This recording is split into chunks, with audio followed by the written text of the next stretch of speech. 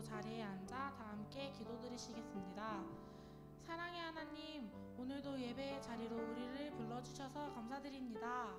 아직 예배에 나오지 못한 지체들도 주님의 성전으로 발걸음을 인도하여 주셔서 함께 교제하며 주님을 예배드리는 귀한 시간을 가지길 소망합니다. 오늘의 예배를 주님께 올려드립니다. 주님 한 분만이 영광 받으시길 원합니다. 예배의 처음부터 마지막까지 주관하시는 주님, 오늘의 예배에도 은혜를 부어주실 것을 믿습니다. 감사합니다. 예수님의 이름으로 기도드립니다. 아멘. 할렐루야. 오늘도 청년부 예배에 오신 여러분들을 모두 환영하고 축복합니다. 주님께서 오늘도 예배의 자리로 우리를 인도하여 주셨습니다. 예배의 자리로 나온 주일 하루뿐만이 아닌 일주일 내내 매일매일 모든 순간에도 주님께서는 우리의 삶을 인도하여 주십니다. 나의 힘으로는 이겨낼 수 없는 삶 속에서도 주님께서는 함께 가자고, 내가 너를 푸른 초장과 실만한 물가로 인도하여 주겠다고 말씀하십니다. 그런 주님 앞에 더 이상은 우리가 주저하지 말고 담대히 나아가는 우리 되길 원한다는 마음을 담아 이 시간 다 같이 찬양 드리시겠습니다.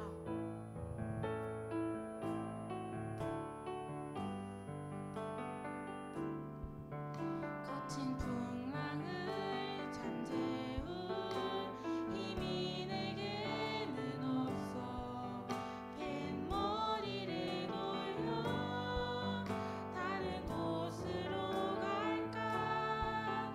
나의 능력을 의지해 맘이 고단해질 때 내게 다가오는 그의 음성 들리네.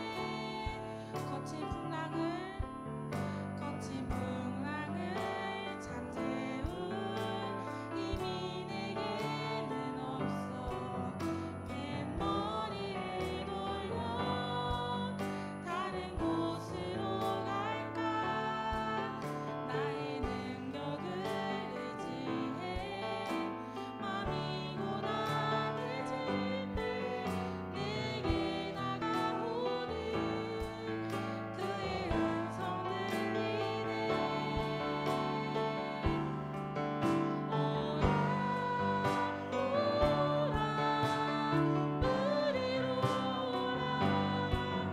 강한 믿음으로 담대히 주님께 나오라. 오라 우리로 오라. 그의 능력으로 이기리 참 평안 얻으리. 거친 풍랑을 잠재울 힘이 내게는 없어. 뱃머리를 돌려 다른 곳으로 갈까. 나의 능력을 의지해 맘이 고단해질 때 내게 다가오는 그의 음성 들리네. 오라 우리로 오라. 강한 믿음으로 담대히 주님께 나오라. 오라 우리로 오라. 그의 능력으로 이기리 참 평안. 오라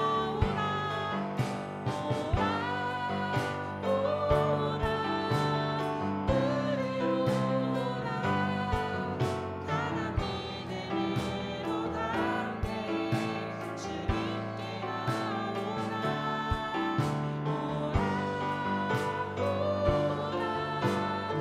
우리로 오라. 그의 능력으로 이기리 참 평안 얻으리. 우리 이 시간 잠시 기도드리시겠습니다. 주님이 없이는 살아갈 수 없습니다.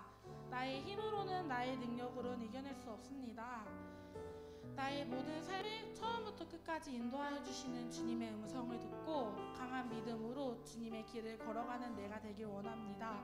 그런 우리 교회가 우리 청년부가 되길 원한다고 다 같이 기도드리시겠습니다.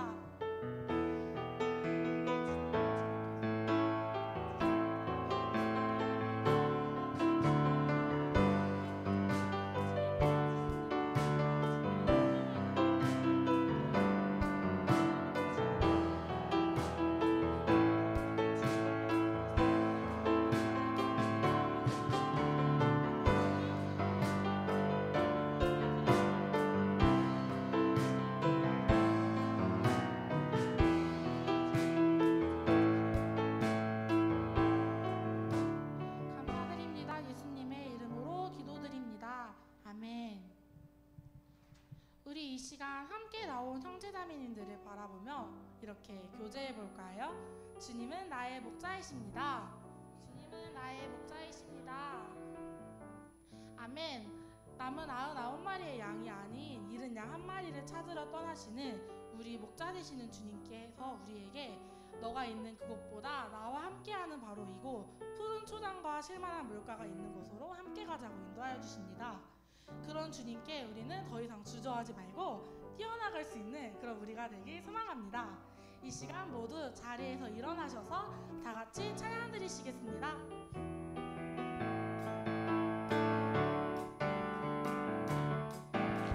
원하신 목자 날 사랑하는 분 주 인도하는 곳 따라가리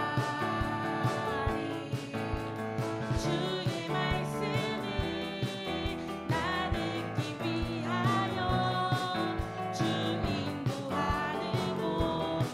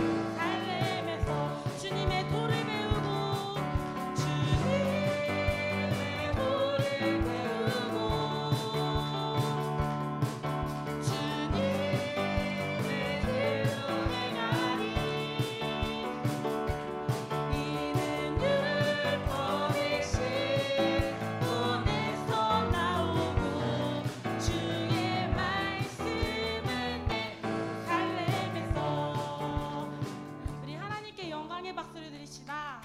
아멘. 주님은 나보다 나를 더 잘 아시는 분이십니다. 많은 길 가운데에서 헤매이는 나를 아시고 길을 비춰주시는 주님께 우리의 삶은 주님의 것입니다. 나의 삶은 주님의 것입니다. 라는 믿음의 고백으로 이 시간 다 같이 찬양 드리시겠습니다.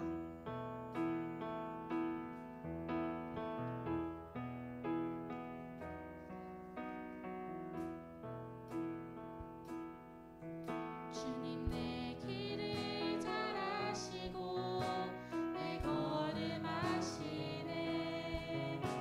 어둠에서 빛을 내시는 그분을 믿네. 무엇으로 주를 섬길지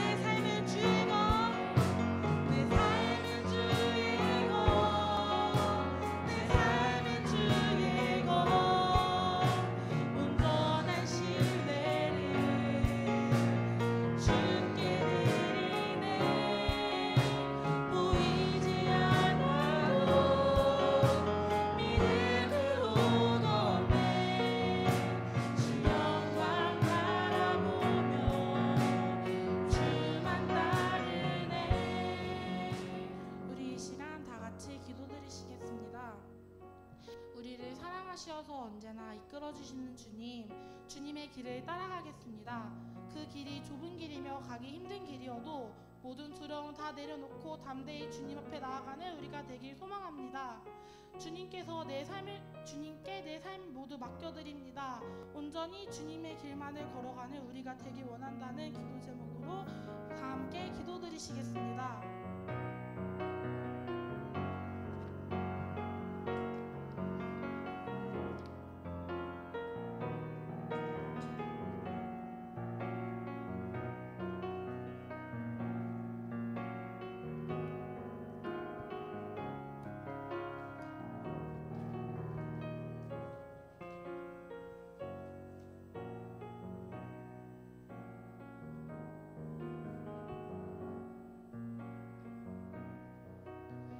이 모든 말씀 주님께 드립니다.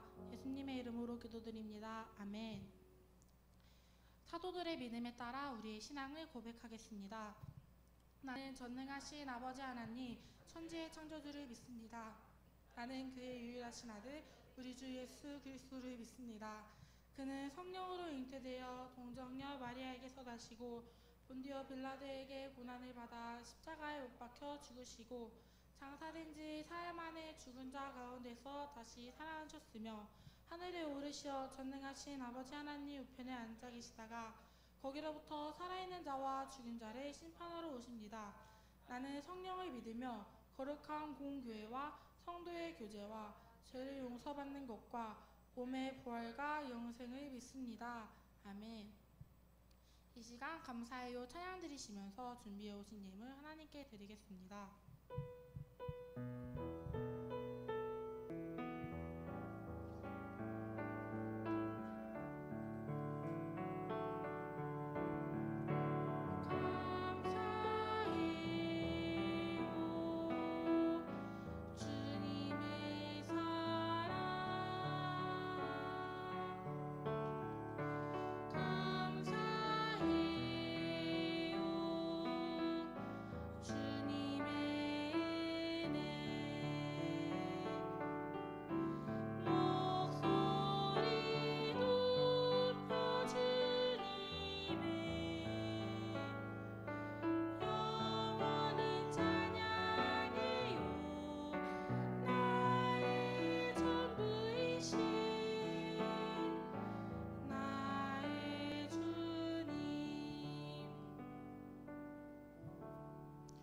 양승찬 형제께서 봉헌된 예물을 위해 기도하시겠습니다.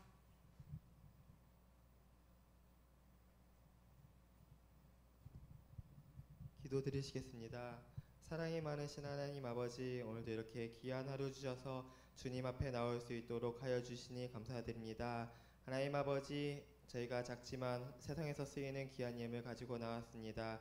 이 예물이 하나님의 영광을 위해 쓰일 수 있도록 하나님 함께 하여 주시옵소서. 하나님 아버지, 말씀 듣습니다. 우리가 듣는 말씀으로 하여금 하나님 아버지, 우리가 삶이 변화되고 우리의 삶이 주님께 온전히 향할 수 있도록 도와주시옵소서. 감사드립니다. 예수님 이름으로 기도드립니다. 아멘.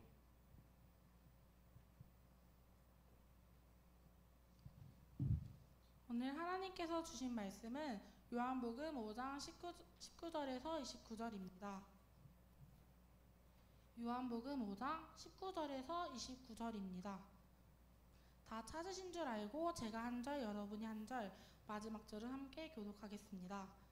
그러므로 예수께서 그들에게 이르시되 내가 진실로 진실로 너희에게 이르노니 아들이 아버지께서 하시는 일을 보지 않고는 아무것도 스스로 할 수 없나니 아버지께서 행하시는 그것을 아들도 그와 같이 행하느니라.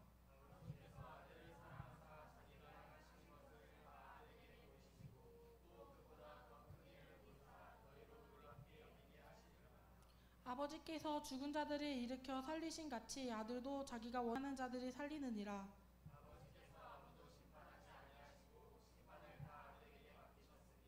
이는 모든 사람으로 아버지를 공경하는 것 같이 아들을 공경하게 하려 하심이라. 아들을 공경하지 아니하는 자는 그를 보내신 아버지도 공경하지 아니하느니라.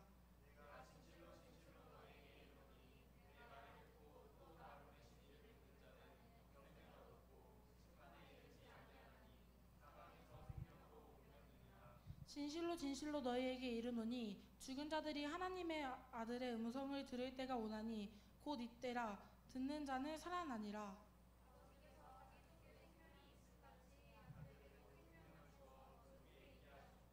또 인자됨으로 말미암아 심판하는 권한을 주셨느니라.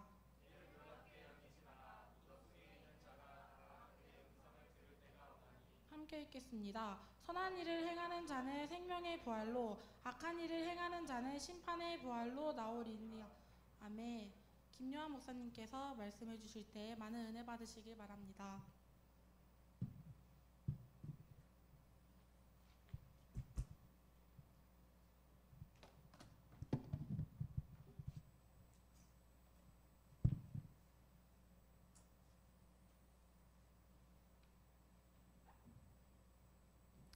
네, 오늘 성경은 스토리가 아니라 어떤 선포잖아요. 교리적인 혹은 예수님의 고난에 대한 이야기가 아니라 선포라고 볼 수 있습니다. 그래서 두 부분으로 나눌 수 있습니다. 23절까지, 19절에서 23절까지. 네, 19절에서 23절까지 하나의 주제가 있고요. 24절에서 29절 30절까지라고 볼 수 있겠습니다. 제가 예전에 설교했던 대로 같은 말에 양파 껍질처럼 병렬 구조로 되어 있는 거죠. 19절에서 스스로 할 수 없다. 30절에서도 스스로 할 수 없다. 그 안에 주제가 들어 있는 거예요. 그래서 19절에서 23절까지 하나의 문단으로 볼 수 있고요. 24절에서 29절, 30절까지 하나의 문단으로 볼 수 있습니다. 그래서 19절에서 23절까지의 주제가 뭘까요? 아들에게 권한이 있다. 아들에게 무슨 권한이 있냐? 아버지의 아들로서의 권한, 아버지와 동등한 권한이 있다. 이것을 설명해 주는 게 19절에서 23절까지의 말씀이에요. 그래서 아버지께서 하심같이 아들도 하고, 아버지께 권한이 있는 것 같이 아들에게 권한이 있고, 아버지가 공경받는 것 같이 아들을 공경해야 된다라는 것을 반복해서 설명하면서 아버지와 아들의 동등됨을 설명하고 있어요. 여러분들이 잘 알던 대로 유대인들이 보기에는 신성 모독인 거예요. 예를 들면 이런 거예요. 요즘에 가장 유명한 이단들, 앞으로도 생길 수많은 이단들의 가장 큰 죄가 이와 같은 신성 모독이에요. 그래서 이만희나 수많은 이단의 교주들이 하는 말이 뭐예요? 내가 성령이다. 내가 성령의 화신이다. 보혜사 성령이 이 땅에 왔는데 그게 나다. 이것이 바로 요즘 우리가 목도하는 신성 모독인 거예요. 그 당시 유대인들도 충격을 받았어요. 왜냐? 예수님이 그와 같은 이단적인 가르침을 하고 있기 때문이에요. 예수님이 분명히 어떤 표적과 이적을 베푸는데 예수님이 하는 말들이 결국에는 이단처럼 느껴졌고, 예수님이 사실은 그것 때문에 십자가에 돌아가시는 것까지 우리가 알 수 있습니다. 하지만 그럼에도 불구하고 예수님은 처음부터 끝까지 반복적으로 나는 아버지의 아들로서 아버지의 권한과 동등한 권한을 내가 아버지께 허락받았다. 나는 여러분들과 같은 인간이지만 여러분들이 받지 못한 권한을 받은 특별한 존재다 라는 것을 강조해서 알려주고 있습니다. 두 번째, 24절에서 29절, 30절까지는 뭐냐? 그 예수님의 권한은 아버지와 동등하기 때문에 심판의 권한, 구원의 권한까지 가지고 있는 것이 예수님이다. 그래서 26절, 27절 보면 아버지께서 자기 속에 생명이 있음 같이 아들에게도 생명을 주었고 또 인자됨으로 말미암아 심판하는 권한을 주셨느니라. 그래서 예수님의 권한은 하나님의 절반, 하나님의 일부만 받은 것이 아니라 하나님의 모든 권한을 받았다. 심지어 심판의 권한, 구원의 권한까지 받았다라는 것이 두 번째 주제예요. 그래서 오늘은 1문단, 2문단을 통해서 이 예수님의 권한이 하나님의 권한과 능력의 일부를 받은 것이 아니라 하나님의 온전한 권한을 다 받으신 분이다. 그래서 예수님은 인간이셨지만 우리 인간과는 다른 하나님의 아들로서의 사역을 하셨다라는 것을 오늘 알려주고 있습니다. 그래서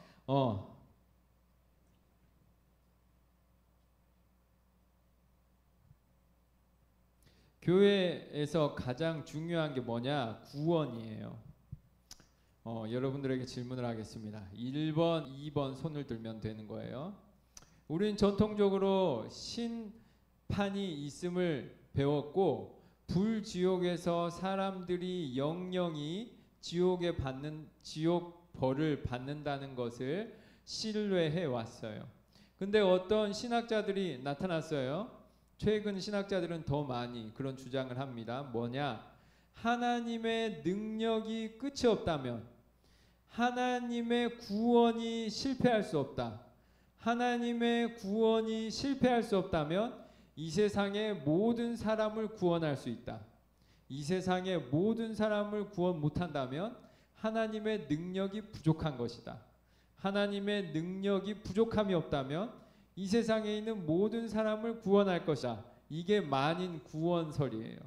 그래서 이 세상의 만인을 구원할 수 있을 정도로 하나님은 능력 있는 분이다. 그러니 하나님이 결국에 이 세상에 있는 모든 사람을 구원할 것이다. 그것을 이제 설명할 때 여러 가지 방식이 있지만, 예를 들면 가톨릭의 연옥이라는 게 있어요. 왜 연옥? 예를 들면 교회 다니는 사람, 완전한 의인일까요? 아닐까요? 완전한 의인으로 쳐주더라도 그 사람에는 죄의 때가 있어. 그러면 그 때를 벗기는 중간 과정이 있을 거다. 그게 합리적이잖아요. 그냥 때가 있는데 때가 있는 그대로 천국에 가지는 않을 거야. 때를 벗기는 과정이 필요할 거예요. 그래서 때를 벗기는 그 중간 과정을 연옥이라는 공간을 우리가 상상했고 신뢰하면서 가톨릭의 교리 안에 연옥이 있어요. 그래서 성경에 분명하게 나타나지 않았기 때문에 우리 교리에는 들어가 있지 않아. 하지만 수많은 신학자들이 이야기하는 거예요. 만약에 하나님께서 능력이 부족하지 않아 모든 사람을 구원할 수 있다면 그 연옥에서 수많은 사람의 때를 베끼는, 죄를 베끼는 과정이 있을 거다. 그리고 결국에는 모든 사람을 구원할 거다. 말이 돼요, 안 돼요? 저는 말이 된다고 생각했어요. 제가 신학교에서 한참 신학을 배울 때 이것을 주장하는 사람이 우리 신학교에서 가장 유명한 신학자들 중에 한 명이라고 생각하면 돼요. 불트만 혹은 몰트만, 칼바트 여러 물론 이분들이 분명하게 막 이렇게 분명하게 막 만인이 구원받는다고 확정적으로 막 쓰지는 않았지만 교회의 반대가 있을까봐 제가 생각할 때는. 하지만 그런 뜻으로 쓴 내용이 참 많아요. 그래서 수많은 신학자들이 그분들의 신학을 주석하고 논문을 쓰면서 그분들은 결국에는 만인 구원설을 신뢰하는 신학자였을 거다라는 논문이 많아요. 그러니까 우리 똑같은 장로교에서도, 우리 교단 혹은 다른 교단에서도 하나님을 믿는 수많은 사람들이 이것을 고민하고 때로는 상상하고 때로는 이렇게 믿는단 말이에요. 생각해 보세요. 하나님의 능력이 끝이 없다. 그럼 하나님이 모든 사람을 구원할 수 있을까 없을까? 모든 사람을 구원해야 능력 있는 분 아니에요? 예를 들면 이런 생각하는 거예요. 저는 항상 생각했어요. 아빠가 있어. 아들이 5명 있어. 혹은 축구단 12명이 있어. 아버지가 능력이 있는데 그들 중에 2명을 버릴까? 아니면 그들 중에 2명까지도 포괄해서 내 능력과 내 권한과 내 축복을 나눠줄까? 인간이라고 할지라도 12아들 중에 2명을 버리면 나쁜 아빠야. 그러지 않아요? 여러분 생각해 보세요. 저희 아버지가 5형제였어. 5형제 중에 아버지가 한 명이 너무 마음에 안 들어. 그래서 한 명을 버렸어. 넌 호적에서 파겠다. 그래서 진짜로 호적에서 파고 유산도 안 남겨주고 아무것도 안 주고 그냥 버려버렸어. 그 아버지는 훌륭한 아버지예요? 나쁜 아버지예요? 나쁜 아버지겠지. 그 아버지는 능력이 충만한 아버지예요? 능력이 부족한 아버지예요? 능력이 부족한 아버지겠지. 저는 이성적으로 그렇게 생각했어요. 그러니까 생각하는 거야. 하나님이라면 어떻게 할까? 하나님의 능력이 부족함이 없고 하나님의 사랑이 부족함이 없고 하나님이 12아들을 모두 사랑한다면 하나님은 12아들을 다 구원할까? 그 중에 10아들을 구원할까? 그래서 손들게 합니다. 1번 하나님의 능력은 능력이고 하나님은 12아들 중에 10아들을 구원할 것이다. 혹은 2아들을 구원하고 10아들을 버릴 것이다. 예를 들면 생각해 보세요. 여러분들이 제가 문제에서도 냈어요. 판별의 기준, 구원의 판별의 기준이 예수님을 믿는 신앙이라면 세상에 예수님을 믿는 신앙을 가진 사람이 몇 프로나 될까요? 그리고 인류 역사상 지금은 많다고 쳐. 예전에는 더 적었을 거 아니야? 그 수많은 인류 역사상 있는 수십억, 수백여 명의 사람을 100점으로 쳐. 그들 중에 예수님을 알고 믿었던 사람은 몇 명이나 될까요? 몇 명이나 될까요? 몇 명이나 되지? 그럼 100명으로 치면 그 중에 한 명도 안 될 수도 있어요. 제가 그런 상상을 하는 거야. 그러면 생각하는 거지. 예수님을 알고 믿는 사람만 구원을 받는다. 그러면 100명 중에 한 명도 안 되는 거야. 100명 중에 한 명도 안 되는 사람을 구원하는 하나님은 능력이 있는 하나님인가? 제가 상상하는 거죠.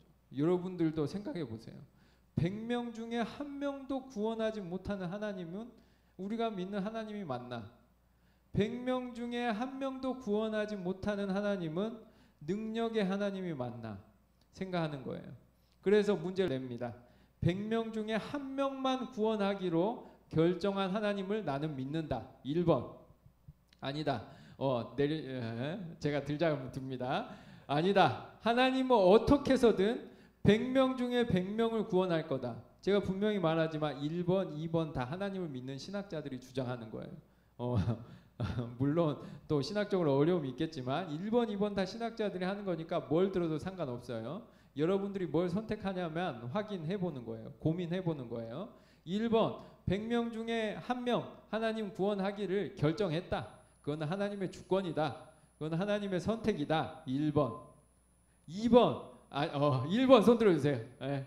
다 알겠죠? 1번. 네. 내리시고. 2번. 하나님의 능력은 끝이 없어서 연옥이든 뭐든 어떤 과정을 통해서 하나님은 만인을 구원하실 것이다. 어떻게 해서든. 그래서 뭐 여러 가지 신학적인 논쟁거리가 있어요. 예를 들면 태어난 지 1년 만에 죽은 애는 어떻게 되냐? 그러니까 그 수많은 게 있어요. 그래서 저는 상상하는 거야. 만약에 그런 애는 다시 태어나지 않을까? 이렇게 하면 어려울 수 있지만 신학자들은 그런 상상을 합니다. 저는 그런 상상을 해요.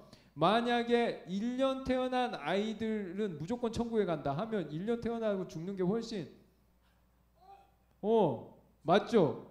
저는 그래서 상상하는 거야. 그럴 바에는 다시 태어나는 게 훨씬 공평하다 생각하는데 신학 토론은 그래서 재밌는 거야. 그런 상상을 해보는 때 하나님은 능력이 있어서 만인을 구원할 거다. 손 안 든 사람 제가 질문하면 예언이 안 들었는데? 너 들었어요? 안 들었죠? 빨리 2번 저 뭐야 대놓고 이제 나 질문한다 이봐. 나 안 시킬 줄 알았지. 왜 안 든 거예요? 설명해 보세요. 둘 다 싫어서요. 그러면 3번은 뭘까요? 3번이요? 하나님은 문을 열어놓으실 때 결정하지 않으실 것 같은데요. 하나님이 심판 결정을 안 해? 무조건 구원할 거야. 아니면 난 한 명만 구원하고 다 버릴 거야. 이렇게 결정하지 않으실 것 같은데요. 예를 들면 이런 거지. 하나님이 미래를 다 알잖아. 예를 들면 하나님이 이미 선택한 거야. 왜냐? 미래를 알기 때문에. 그러면 하나님이 이렇게 할 거다라고 생각하는 순간 그거는 미래적인 결정이 돼. 그럴까요? 안 그럴까요? 앞으로 손 안 들면 내가 계속 이렇게 질문하면 제가 성결신학대학교에서 배운 건 조금 다르거든요. 맞아요. 그래서 장로교에서는 이제 100% 하나님의 구원의 결정에 의한 거지만 예, 그죠. 근데 이제 성결교에서는 99%의 은혜와 1%의 인간의 노력이라고 하거든요. 1%의 여지를 두고. 예, 그래서 저는 그거에 더 생각이 있어가지고 사람의 의지가 또 중요하지 않을까 싶어요.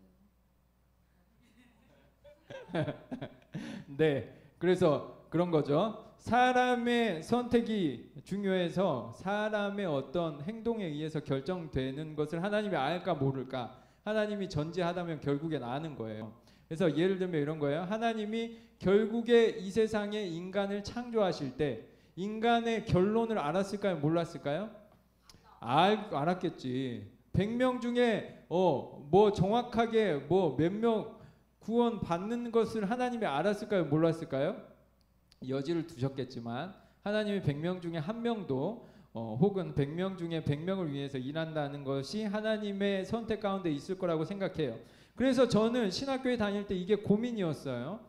하나님의 능력이 가함이 없으면, 하나님의 사랑이 끝이 없으면 하나님은 반드시 만인을 구원할 능력이 있을 텐데 하나님이 왜 이런 식으로 하실까 고민이 되는 거예요. 그럼에도 불구하고 오늘 성경에 기록되어 있는 건 뭐냐? 반드시 심판이 있다는 거예요. 그래서 이런 고민을 할 때 주제를 살짝 바꿔보면 이해가 됩니다. 이런 겁니다.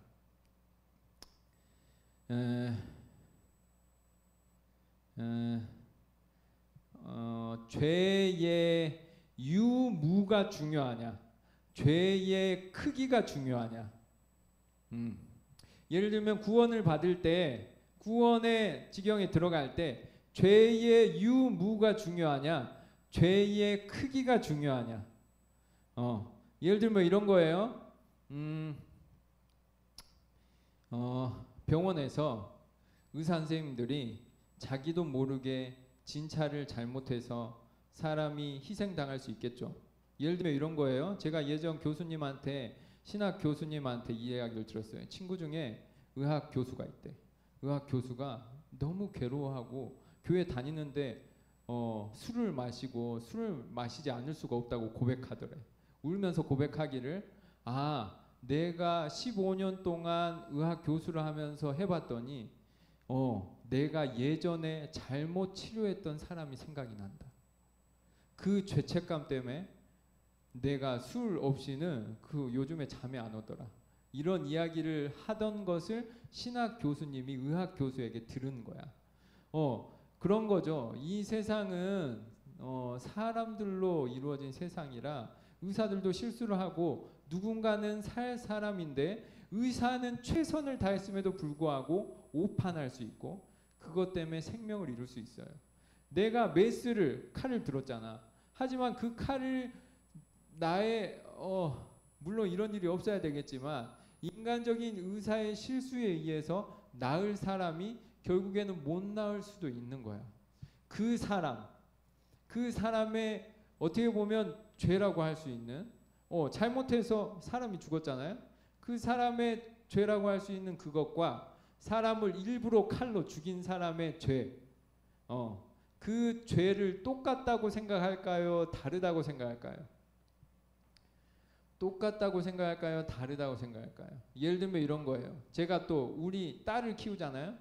딸을 키울 때 여러분들 매를 들어야 돼요? 말아야 돼요?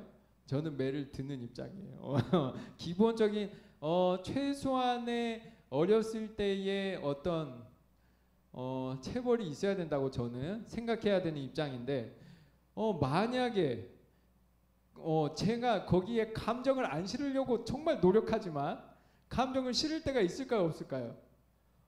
있어. 그래서 제가 제 딸한테 때리고 나서 잘못했다고 생각될 때가 있어요. 그러면 다음에는 맛있는 걸 많이 사주면서 조용히 속죄하는 의식을 치릅니다. 여러분들이 애를 키워보거나 하면 알 거예요. 혹은 부부 생활하면 알 거예요. 때로는 내가 잘못했음에도 불구하고 혹은 내 감정적으로 더 할 때가 있어. 그 죄와 내가 사람하고 싸워서 주먹으로 사람을 때린 죄와 내가 감정을 실어서 내 딸을 한 대 때릴 걸 5대 때린 죄와 내가 길가에서 성질 난다고 죄 없는 사람을 함부로 때린 폭력의 죄와 이 죄는 같을까요? 다를까요? 심판대 앞에서 죄의 유무가 중요하다면 내가 잘못해서 때린 그 작은 죄와 큰 죄가 똑같아야 돼요. 맞죠? 예를 들면 내가 실수로 10,000원을 횡령했어. 예를 들면 이런 거야. 예를 들면 10,000원이 웃긴 것 같지만 내가 옛날에 교회 일을 할 때 이렇게 하다가 돈이 잘못해서 나한테 들어왔는데 처리를 안 해버린 거야. 그러면 사람들이 어떻게 하냐? 목사님이 10,000원 어떻게 했겠어? 실수했겠지. 그러고 넘어가 버린단 말이야. 10,000원. 그럼 나는 나중에 알아. 내가 10,000원을 더 가져와 버렸어. 나중에 알아. 이 10,000원 횡령의 죄와 100억 횡령의 죄, 100억 횡령의 죄는 같냐 다르냐? 죄의 유무가 중요하면 같은 거예요. 죄가 있으니까. 죄의 크기로 따지자면 다른 거예요. 10,000원과 100억은 다른 거야. 하나님이 심판할 때 죄의 유무가 중요할까요? 죄의 크기가 중요할까요? 죄의 유무다 1번. 죄의 크기다 2번. 안 들면 또 제가 마이크 들고 갑니다. 5마디 이상 시킬 거야. 아무거나 들어도 돼. 실수는 죄가 아닐까요? 실수도 작은 죄지. 왜냐하면 실수니까 죄가 아니라고 쳐주기에는 작은 죄라고 치는 게 훨씬 더 말이 맞지 않겠어요? 맞죠? 그러면 고의로 작은 죄라고 쳐. 그러면 사람을 때린 거하고 사람을 살인한 거하고 이거는 고의지. 하지만 크고 작음이 달라. 사람이 때린 거는 대충 보상금도 주고 치료도 해주면 어떻게 속죄가 되지만 100억 혹은 사람을 죽인 거는 속죄가 어렵잖아요. 얼마나 더 속죄해야 되겠어? 내가 여튼 뭐 여러 가지 예를 들 수 있지만 그렇게 합시다. 큰 죄와 작은 죄, 죄의 유무가 중요하냐, 크기가 중요하냐? 이거는 중요해요. 여러분들 신앙생활에 죄의 유무와 죄의 크기로 가늠하는 거는 사실 작은 문제 같지만 신앙의 판가름을 하는데 정말 가장 중요한 문제 중에 하나예요. 하나님이 여러분들의 영생과 영벌을 결정할 때 죄의 유무로 결정할까요? 죄의 크기로 결정할까요? 1번은 죄의 유무, 2번은 죄의 크기.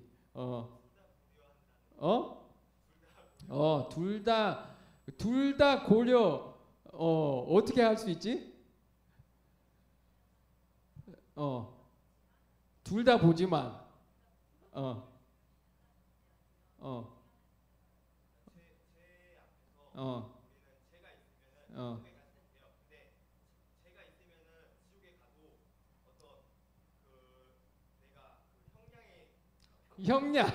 형량은 없어. 지옥에 5분 넣었다가 빼고 이런 거 없단 말이야. 들어가면 끝인 거야.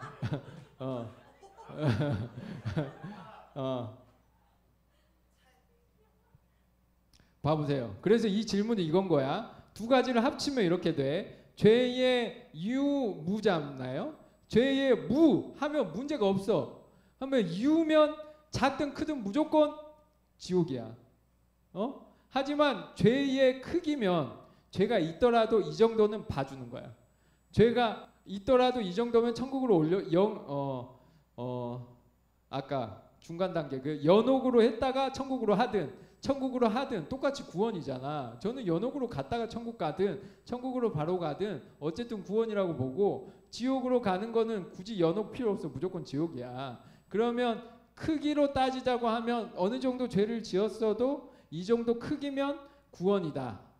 어느 정도 죄를 지었지만 이거는 도무지 못 참아주겠다. 이거는 지옥인 거고, 만약에 죄의 유무가 중요하면 이거는 크던 작던 무조건 죄인이야.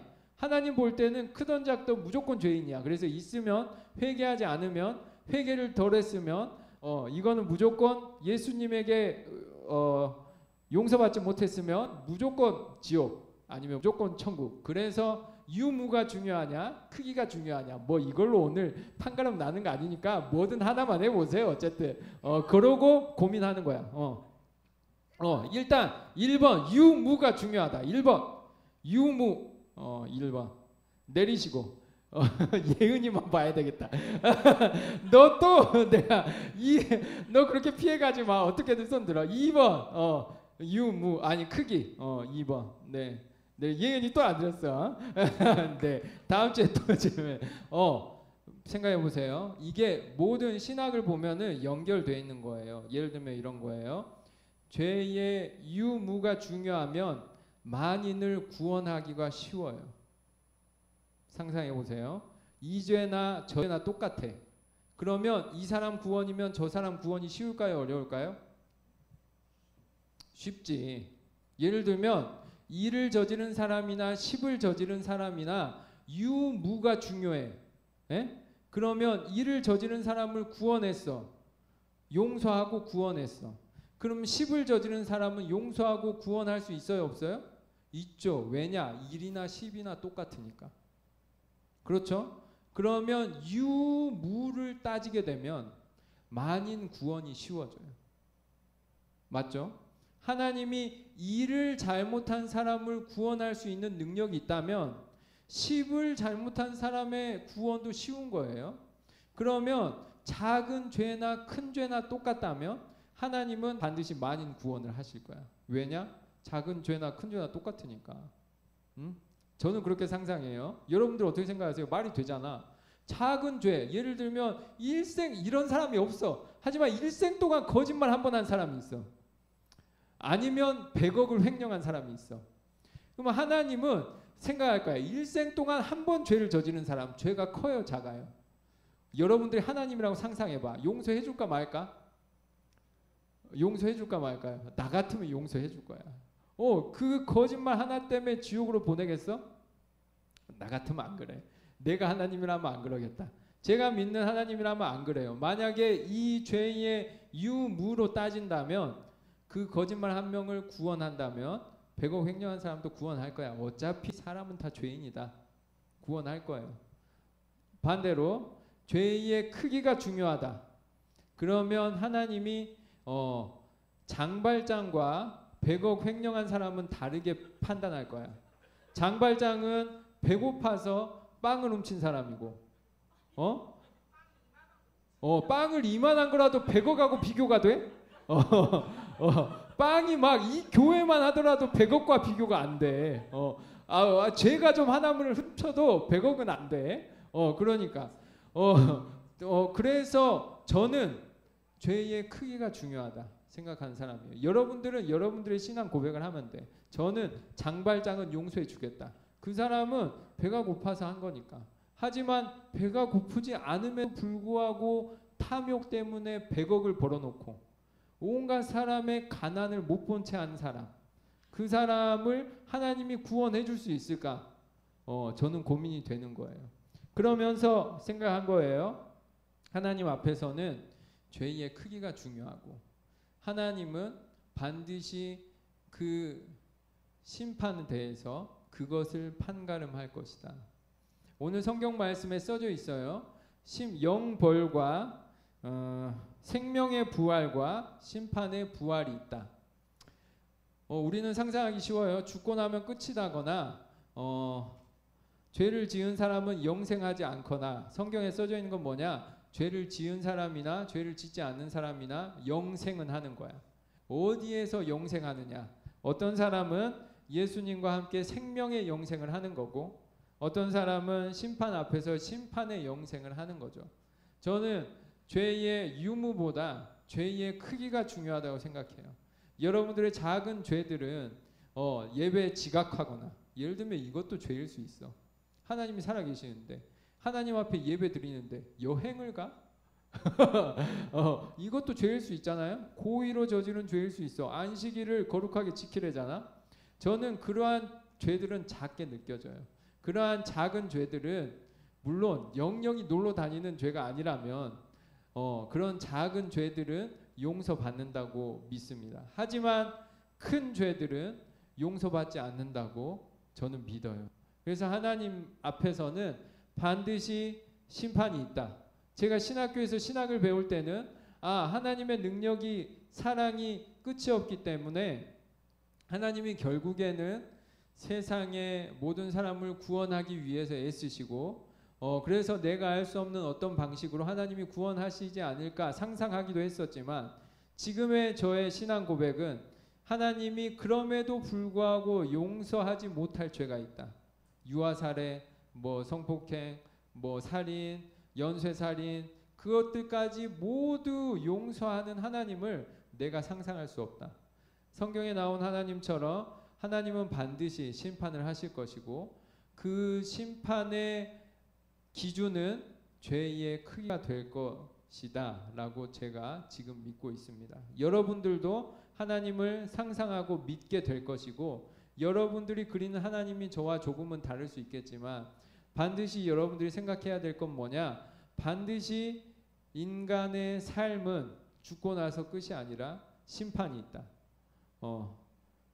그것이 오늘 성경의 고백이다 라는 것을 믿으시고 여러분들은 심판의 부활이 아니라 생명의 부활로 영생을 누리시는 여러분들 되었으면 좋겠습니다. 하나 더 보자면 19절 읽어주시죠. 시작. 잠깐만 다시 한번 19절 잠 깨시고 한 번 더 읽어보겠습니다. 시작.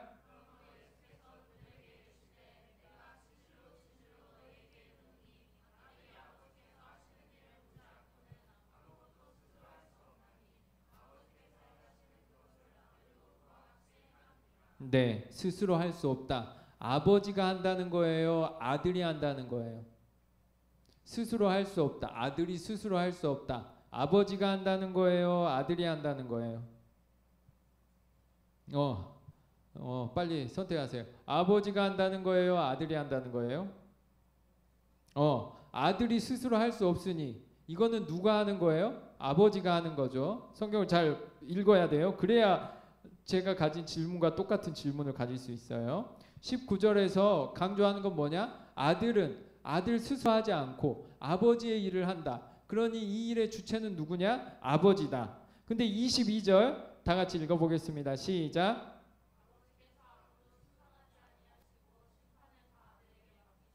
네, 그러니까 똑같은 내용 속에 모순되는 내용이 써져 있는 거예요. 아버지가 한다. 아들이 스스로 하지 않는다 했는데 22절에는 아버지가 한다는 거예요? 아들이 한다는 거예요? 아들이 한다는 거예요. 그럼 19절에서는 아버지가 한다 그러고 22절에서는 아들이 한다는 거예요. 이게 무슨 말이에요? 성경 또 찾아보겠습니다. 요한복음 10장 37, 38 많이 잠 깨시고 빨리빨리 해야 제가 빨리 끝냅니다. 오늘 빨리 끝내기 위해서 달리고 있어요 지금. 요한복음 10장 37, 38절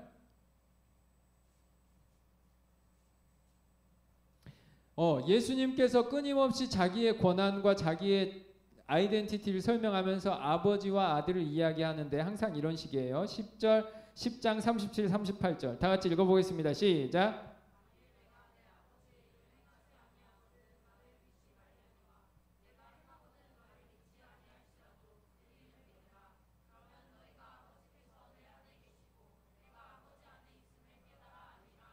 아멘. 38절 이게 중요해요. 아버지가 내 안에 있어. 그러면 동시에 내가 아버지 안에 있을 수 있어요, 없어요?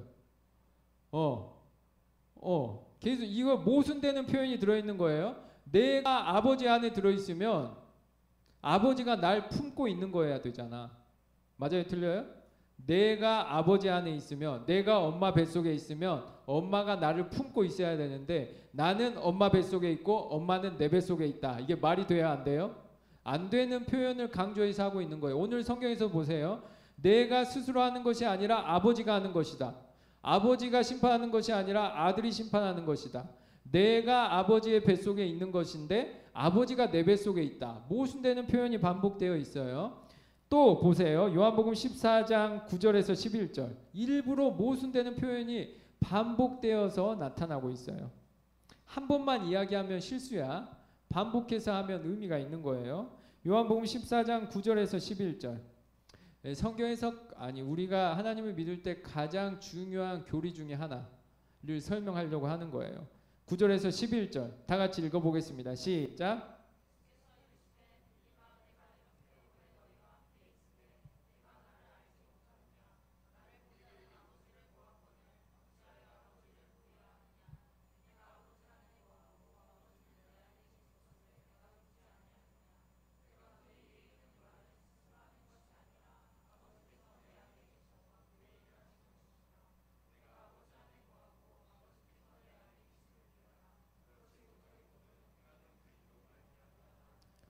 아멘. 여기서도 반복되어 하고 있어요. 내가 스스로 하는 것이 아니고 아버지가 하는 것인데 아버지가 하는 것은 또 내가 하는 것이고 내가 스스로 하는 것은 아버지가 하는 것이고 아버지가 스스로 하는 것은 내가 하는 것이고 내가 아버지 안에 있고 아버지가 내 안에 있고 말도 안 되는 모순되는 표현을 이야기하고 있는 겁니다. 다른 여러 가지 말 계속 반복돼서 나오고 있는데 생략합니다.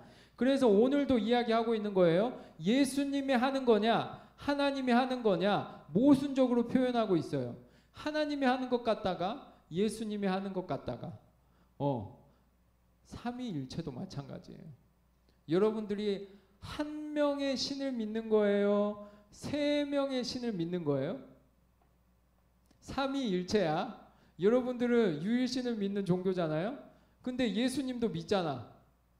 하나님도 믿고 예수님도 믿잖아. 두 명이야, 한 명이야? 한 명이야? 근데 예수님도 믿고 하나님도 믿고 네, 그게 삼위일체 교리에서 말하고자 하는 거예요.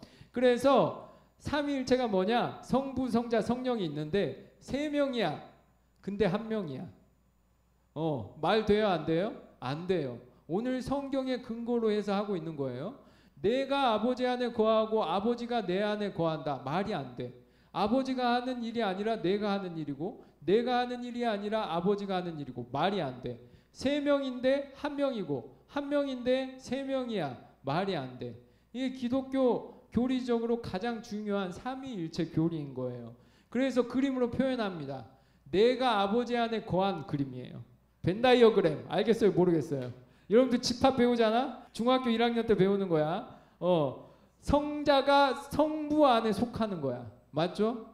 성자가 성부 안에 속하면 성부가 성자 안에 속해요? 안 속해요? 중학교 1학년 수학 시험입니다. 내가 성자가 성부 안에 속했어. 그러면 성부는 성자보다 크잖아. 그러면 성부는 성자에 속해요? 안 속해요? 수학 시험 안 속하는 거잖아. 맞죠? 더 크니까. 그래서 내가 아버지 안에 속하면 아버지는 내 안에 속하면 안 되는 거야. 이거 모순적인 표현이야. 근데 이 말을 반복적으로 예수님이 하고 있는 거예요. 성부가 성자 안에 속하면 눈 떠. 성부가 성자 안에 속하면 성자는 성부 안에 속해요? 안 속해요? 안 속해. 근데 이 말을, 이 모순적인 말을 성경이 하고 있다는 거예요. 성부가 성자 안에 속하고 성자가 성부 안에 속하는 것을 말하고 있는 거예요. 그래서 이렇게 그림으로 그리면 표현하는 거예요.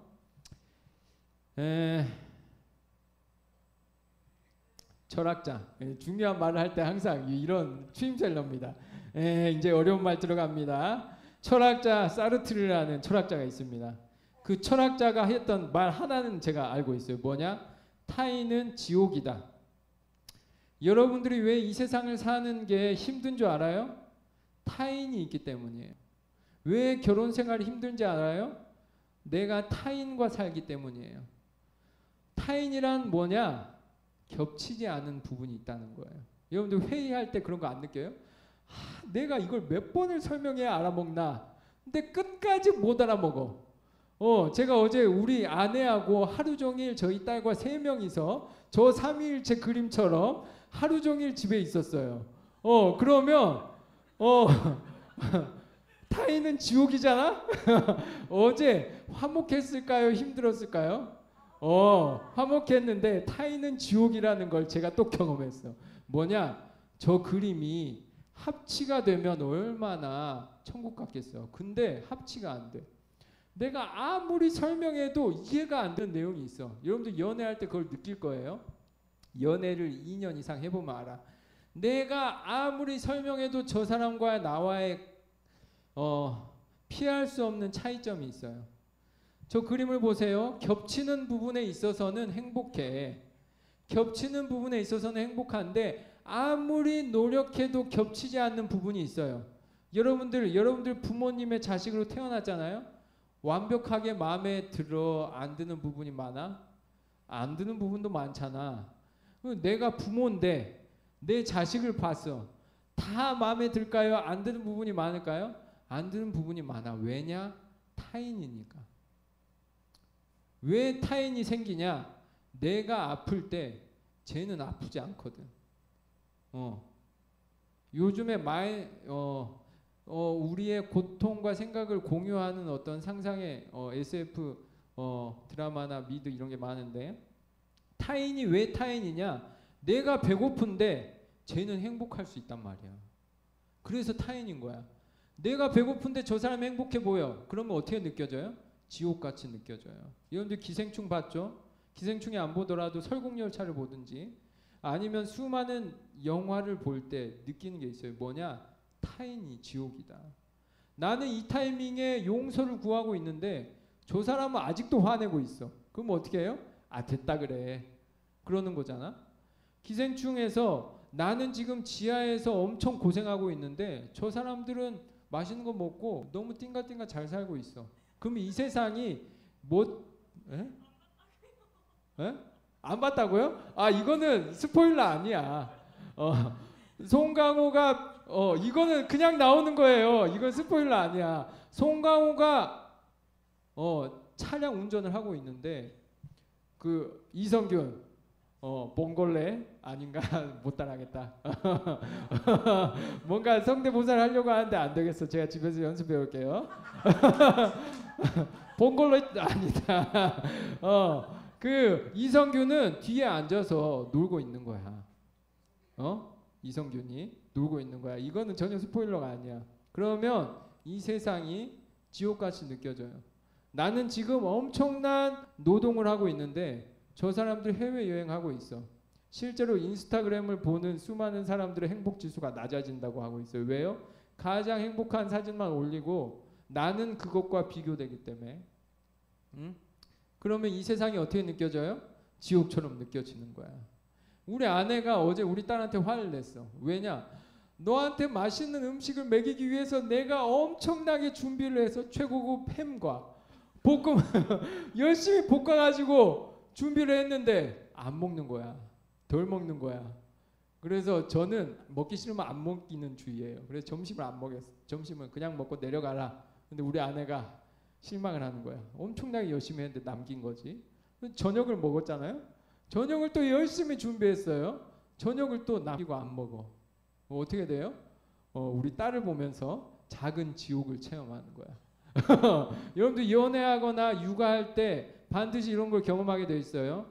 나는 최선을 다했는데 저 사람은 몰라. 나는 이걸 성심성의껏 말했는데 저 사람은 몰라. 나는 이걸 좋은 뜻으로 말했는데 저 사람은 몰라. 나는 화해하자고 말했는데 저 사람은 몰라. 나는 이 타이밍에 용서를 구하기 위해서 집 앞에 찾아가고 있는데 여자친구는 문 잠그고 있어. 어떻게 돼요? 작은 지옥을 경험하는 거야. 그러면서 우리는 이 세상을 지옥처럼 느끼면서 기생충이 그 작은 지옥을 보여주고 있어요. 그래서 열광하는 거야. 이 세상이 작은 지옥도를 우화적으로 표현하고 있잖아요. 그래서 우리는 이 그림과 같은 관계 속에 살아가고 있어요. 작은 부분 우리는 공유하면서 행복해하고 있지만 공유되지 못하는 저 많은 것들 때문에 괴로워하고 고통받고 있어요. 그래서 이 세상에서 작은 지옥을 체험하고 있는 거야. 하나님은 뭐가 다르냐? 보세요. 내가 빨간색이야. 왼쪽이 행복할까요? 오른쪽이 행복할까요? 내가 다른 사람과 더 많이 공유하고 더 많이 공감되는 곳이 행복할까요?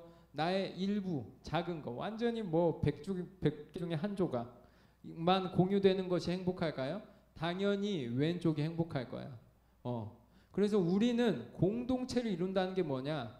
교회 공동체를 이룬다는 게 뭐냐? 오른쪽에서 왼쪽으로 만들어가는 거야. 그리고 하나님은 어떤 분이냐? 왼쪽의 완성. 아버지가 하는 일이 아들이 하는 것이 되고 아들이 하는 것이 아버지가 하는 것. 내가 슬퍼할 때 똑같이 슬프고 내가 기쁠 때 똑같이 기쁜 분들이래. 그래서 아들이 스스로 하는 일은 아버지와 하는 일이 똑같고 아들이 하는 일은 아버지가 하는 일과 똑같은 곳이 똑같은 분이 하나님이라는 거야. 그래서 우리는 세 명이 있으면 세 가지 이야기 때문에 서로 힘들고 갈등하고 그 의견 조율하느라 작은 지옥을 체험하지만 하나님은 다르다는 거야. 하나님은 사랑으로 하나여서 셋이지만 하나처럼 산대. 여러분들 셋이지만 하나처럼 살면 거기가 어디죠? 천국인 거야. 여러분들 가정을 이룰 때 결혼식 할 때 뭐라고 축복해줘요? 둘이 한 몸을 이룬다. 사랑의 행복은 뭔지 아세요? 두 명인데 한 명처럼 사는 거야. 내가 언제 작은 지옥을 체험하는 줄 아세요? 한 명이 되고 싶은데 계속 두 가지 의견 때문에 서로 갈등할 때 얼마나 힘들어요? 우리가 앞으로 경험하게 될 하나님은 어떤 분이냐? 세 명인데 한 명 같은 거야. 왜냐? 너무 사랑해서 의견이 전혀 다르지 않아. 똑같이 슬퍼하고 똑같이 기뻐하고 똑같이 배불러하고 똑같이 행복해하는 것이 삼위일체 하나님이래요. 이 삼위일체 하나님이 그 안에 사람을 품는 거예요. 우리가 천국에 가면 어떻게 되느냐? 이 삼위일체 하나님과 같이 되는 거예요. 그래서 우리가 하나님과 상관없는 사람이 아니라 이 그림은 나중에 하나님의 형상에 대해서 설교할 때 또 쓸 텐데 우리가 하나님처럼 예수님이 하는 것이 여러분들 신앙이 성장해 보세요. 그러면 여러분들이 스스로 하는 일이 누가 하는 일과 똑같아지죠? 예수님이 하는 일과 똑같아지는 거야. 여러분들의 언행이 예수님과 똑같아지는 거야. 여러분들이 신앙적으로 원숙해지고 여러분들이 하나님의 말씀과 가까워지고 여러분들이 점점 더 말씀에 기준한 신앙의 삶을 살게 되면 어떻게 되냐? 여러분들이 스스로 하는 일이 예수님이 할 일과 다르지 않다는 거야. 예수님이 이 세상에 태어나서 만약에 할 일이 여러분들이 할 일과 똑같아지면 그것이 작은 천국을 경험하는 거고 앞으로 여러분들이 갈 천국도 그런 곳이라는 거예요. 사자들이 어떻게 어린 양과 뛰노냐고. 어린이들이 어떻게 독사굴에 있을 수 있어요? 둘이 하나가 되니까 할 수 있는 거야. 나는 독사지만 독사로 살 필요가 없는 거야. 어린아이와 같이 살 수 있는 거야. 나는 어린아이지만 독사와 함께 살 수 있는 거야. 그곳이 천국이라는 거예요. 삼위일체 하나님은 그걸 드러내고 있는 거예요. 예수님이 하지만 그건 하나님이 하는 일과 똑같아. 하나님이 하는 일이지만 그건 예수님이 하는 일과 똑같아. 그래서 그 사랑으로 하나 된 그 사랑의 극치를 우리는 천국에서 경험할 수 있다는 거예요. 그래서 우리는 삼위일체 하나님을 믿어요. 우리는 하나님, 예수님, 성령님을 믿고 그분들을 한 분 하나님으로 믿는 거예요. 여러분들이 이 세상에서 노력해야 될 건 그거예요. 사랑으로 하나 되는 것. 사랑으로 하나 되는 사람들이 결국에 천국에서 하나님과 사랑으로 하나 되는 영원의 삶을 살게 된다는 거죠. 그래서 예수님이 이 모순된 표현, 이 세상에서는 경험할 수 없는 표현을 하는 거예요. 내가 아버지 안에, 아버지가 내 안에. 여러분들 결혼식 때 축복받을 거예요. 둘이 한 몸을 이룬다. 둘이 한 몸을 이루는 게 어떻게 돼요? 사랑으로 하나로 살면 한 몸을 이루는 거잖아요. 여러분들이 교회에서 훈련하는 건 뭐예요? 사랑으로 하나 되는 거예요. 여러분들이 사회 속에서 훈련해야 되는 게 뭐예요? 사랑으로 하나 되는 거예요. 여러분들이 천국에서 경험하는 게 뭐예요? 사랑으로 하나 되는 거예요. 사랑으로 하나 되는 삶을 사시는 여러분들 되었으면 좋겠습니다. 기도하겠습니다.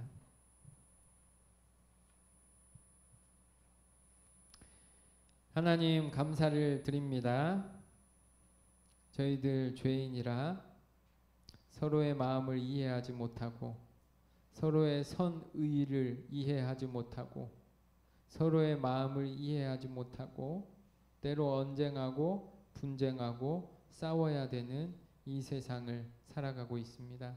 그럼에도 불구하고 저희들이 이 자리에 불러주시고 하나님의 말씀 앞에 불러 세워주심에 감사를 드립니다. 하나님이 사랑이시고 하나님이 삼위일체 하나님이신 것처럼 저희들도 날마다 사랑을 전하며 사랑을 행하며 서로 하나 되어 하나된 하나님을 이 세상에 드러내는 저희들 되게 하여 주시옵소서. 하나 되지 못하게 하는 죄악을 멀리하게 하시고 서로 사랑으로 하나 되어서 세상 속에 하나된 하나님의 기쁨을, 천국의 기쁨을, 하나님 나라의 기쁨을 전하며 살아가는 저희들 되게 하여 주시옵소서. 그러한 신앙의 결단을 하는 청년들을 위해서 축복의 기도를 나눕니다.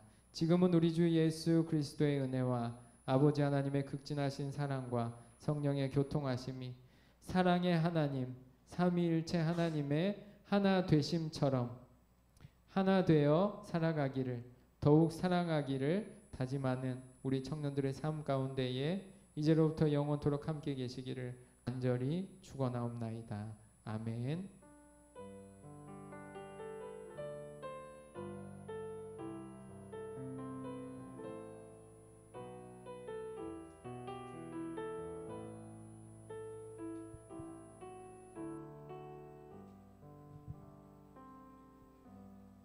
네, 감사를 드리고요.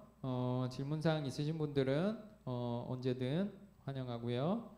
네, 오늘 총무님 광고해 주시겠습니다.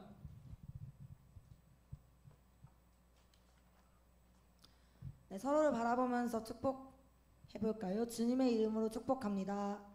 주님의 이름으로 축복합니다. 깊은 은혜를 누리기 위해 더 깊이 고민하고 진솔한 말과 행동을 나눕시다.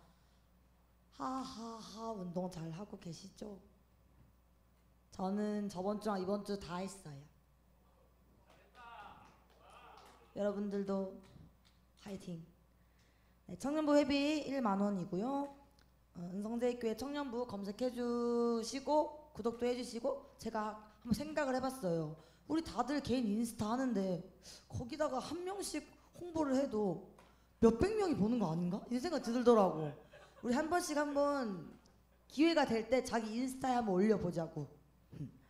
네, 그리고 이거 둘째 주 월보시장 저번 주 했죠. 마지막 주 이제 이번 주 말고 다음 주에 23일까지가 주일인데 29일이 토요일이라서 마지막 주 주일은 이제 다음 주에요. 다음 주에 원래 회의랑 1, 2월자 생일 파티 있으니까 기대하는 마음으로 오세요. 우리 새내기 친구들 다 1, 2월자 생일이잖아. 자, 그리고 마지막 주 토요일 5번째 주로 청소가 있어요. 설명드린 것처럼 동계 수련회 갔다가 와서 저희는 청소까지가 수련회 프로그램이에요. 와가지고 저 집에 안 돼요? 근데 물론 내가 금요일날 일이 있어서 못 왔어요. 근데 토요일날 청소하러 올게요. 그거는 환영합니다. 자, 그리고 네, 둘로스 선교회의 요거는 이제 마감해서 당장 돌아오는 주부터 훈련이 시작돼요. 그래서 요거는 하고 이제 우리 교회에서 하러 가는 청년들이 있는데 기도로 함께 도와주시면 될 것 같습니다. 전도 시상 요거는 계속 공지 띄워놓을 거니까 언제든지 좋은 마음으로 전도에 힘써 주시면 될 것 같습니다. 네, 광고는 여기까지고요. 오늘 저희 부활절 때 할 워십을 정해왔어요, 임원들이. 그래서 오늘은 그거 영상을 보고 역할을 정할 거예요. 우선은 오늘 영상을 보여준 다음에 역할을 정할 건데, 이걸 왜 얘기하냐면은 부활절 이 무언극 같은 경우에는 좀 많은 사람들이 다 같이 했으면 좋겠는 취지? 근데 그거 말고 워십을 하고 싶어하는 의견이 있음을 들었어요. 이제 근데 그렇게 될 경우 무언극도 하고 워십도 하고,